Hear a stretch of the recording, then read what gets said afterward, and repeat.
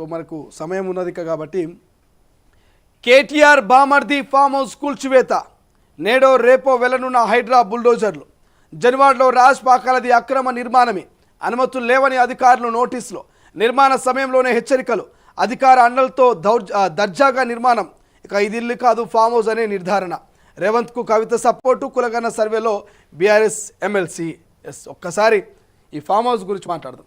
So farm house కథ గురించి మనం గనక ఓ 2 నిమిషాలు మాట్లాడుకున్నట్టయితే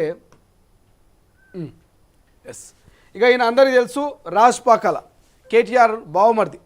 సో గత ఒక 15-20 రోజుల కిందట జన్వాడ దగ్గర ఉన్నటువంటి రాజ్ పాకాల ఫామ్ హౌస్లో పార్టీ జరుగుతుందని పోలీసులకు ఇన్ఫర్మేషన్ వస్తే హుటాహుటిన అక్కడ పోలీసులు పోయి తనిఖీలు చేస్తే ఒక ఆయనకు టెస్ట్ చేస్తే ఆయన ఇక డ్రగ్ తీసుకున్నాడని తేలింది.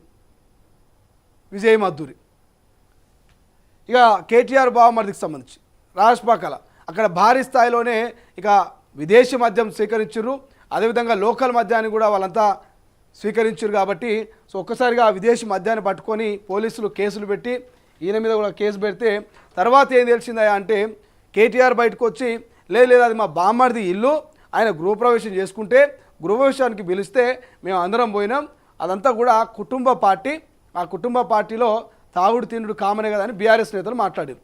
కానీ అసలు కథ నిన్న బయటపడ్డది.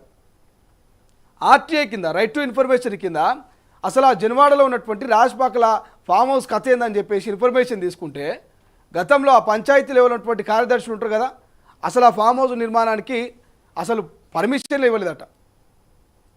2000 అది ఏదో ఉన్నది 2016-18 అనుకుంటా, 2022 2023 అనుకుంటా. సో గత 3-4 ఏళ్ళ కిందటనే. సో ఆ ఫామ్ హౌస్ అక్కడ నిర్మించొద్దంటూ కూడా దానికి నోటీసులు ఇస్తే ఎక్కడ కూడా స్పందించలేదట, అట్లనే కట్టిరట. మరి గతంలో ఎవరున్నారా అక్కడ అధికారంలో అంటే ఇదే బీఆర్ఎస్ పార్టీ నాయకులు. సో చూసి చూడనట్టు అక్కడ నిర్మాణం జరుగుతూ ఉంటే మా బామ్మడిదే ఇక మా బావని అధికారంలో ఉన్నాడు కాబట్టి చూస్తున్నట్టు వదిలేసిరట. సో అది క్లియర్గా తెలుస్తూ ఉంది, అది ఇల్లు కాదు, అది ఫామ్ హౌస్, అది కూడా అక్రమ కట్టడము, ఎటువంటి పర్మిషన్స్ లేకుండా అక్కడ పంచాయతీ నోటీసులు ఇచ్చినా పంచాయతీని పట్టించుకోకుండా, కార్యదర్శిని పట్టించుకోకుండా అక్కడ నిర్మాణం చేసినట్టు క్లియర్ తెలుస్తూ ఉంది. మరి ఇన్ని తెలిసినాక కూడా మరి కేటీఆర్ ఇప్పుడు తలకాయ పెట్టుకుంటూ చూడాలి. ఎందుకంటే ఫామ్ హౌస్ని పట్టుకొని ఇలాంటివి, అది కూడా పర్మిషన్ లేని ఫామ్ హౌస్, అక్కడ జరిగింది ఏ పార్టీ తెలియదు కానీ కుటుంబ పార్టీ అని మీరే అంటారు. మరి పర్మిషన్ లేనటువంటి బామ్మర్ది ఇల్లును గత 10 ఏళ్ల పాటు అధికారంలో మీరే ఉన్నారు కదా, అక్రమ నిర్మాణాలని ప్రోత్సహించింది మీదే కదా. మరి ఇప్పుడు అక్రమ నిర్మాణాలు జరుగుతుంటే కళ్ళు మూసుకున్నది మీరా కాదా?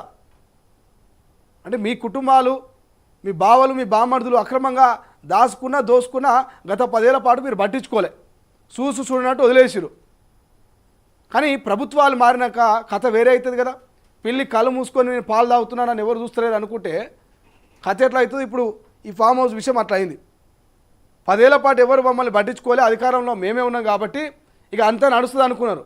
కానీ ఒక్కసారి మొత్తం డేటా తీస్తే అక్రమ కట్టడము, పర్మిషన్ లేని కట్టడము, పంచాయతీ కార్యదర్శులు నోటీసులు ఇచ్చినా ఇక వినకుండా కట్టినటువంటి ఈ ఫామ్ హౌస్ను ఇల్లుగా కొత్తగా గృహప్రవేశం చేస్తున్నామని కేటీఆర్ ఒక కథ అల్లితే ఆ కథను తెలంగాణ ప్రజలంతా పిచ్చోళ్ళ లెక్క వింటారు, నమ్ముతారని బీఆర్ఎస్ నేతలు అనుకున్నారు.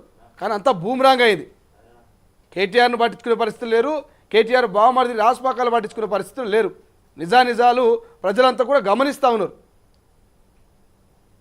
సో కాంగ్రెస్ పార్టీ అధికారంలోకి వచ్చినాక ఇక క్లియర్గా అర్థమైంది కదా తెలంగాణ ప్రజలకు, ఇది ఒక్కసారిగా అక్రమ కట్టడం రా నాయన, అనుమతులు లేవు, దీన్ని అధికారులు నోటీసులు ఇచ్చారు, దీన్ని రేపో మాపో ఇక కూలగొడతారు, నువ్వు కోట్లు పెట్టి కట్టుకున్నటువంటి నీ ఫామ్ హౌస్ను నేలమట్టం చేసి పండబెడతారని చెప్పేసి క్లియర్గా చెప్తా ఉన్నారు.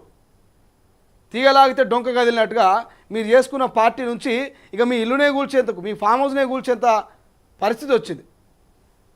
ఇంకోవైపు రేవంత్కు కవిత సపోర్ట్గా కులగన్న సర్వే అనే వార్త కనిపిస్తుంది. ఇక కులగన్న గురించి మనం ఇంతకుముందే హెడ్లైన్లో చెప్పుకున్నాం. ఒక్కొక్కరు ఒక్కొక్క రకమైనటువంటి స్టేట్మెంట్లు ఇస్తూ ఉన్నారు కులగన్న మీద. కులగన్నతో బీసీలు బాగుపడితే చూసి ఓర్చుకునే దమ్ము ధైర్యం మీకు లేదు. ఒక రకమైనటువంటి బాధ అవుతూ ఉంది. బీసీలు ఎక్కడ బాగుపడతారు, బీసీలు ఎక్కడ పైకి వస్తారో, బీసీలు ఎక్కడ మాకు పోటీగా ఉంటారో, బీసీలు ఎక్కడ చట్టసభల్లో మమ్మల్ని తొక్కేస్తారో అని భయపడుతూ ఇలా కులగన్న కొంతమంది సహకరించడం వాళ్ళను ఊక అన్నట్టుగా వాళ్ళు డిస్కరేజ్ చేస్తూ ఉన్నారు. ఇలా కవిత గారు కులగనకు సహకరిస్తూ ఉన్నారు. సో కవితను చూసానో నేర్చుకోరు. ఈ కథ ఇట్లా పెడితే ఇంకో వార్త కనిపిస్తుంది.